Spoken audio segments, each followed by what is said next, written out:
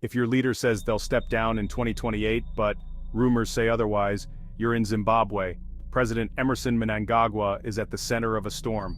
Allegations are flying that he's planning to extend his presidency beyond the constitutional two-term limit.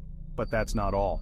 Douglas Mwanzora, leader of the MDC, accuses the Citizen Coalition for Change of quietly supporting Mnangagwa's ambitions. He cites their silence and attendance at state events as proof. Yet, Mwanzora's own credibility is under fire, given his past support for constitutional amendments favoring the ruling ZANU-PF party. Despite Mnangagwa's public statements about retiring in 2028, whispers of his desire to cling to power persist.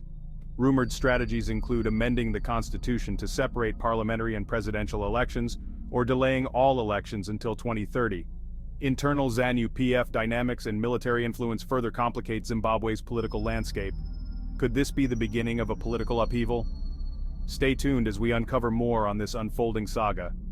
#Zimbabwe politics, #Mnangagwa third term.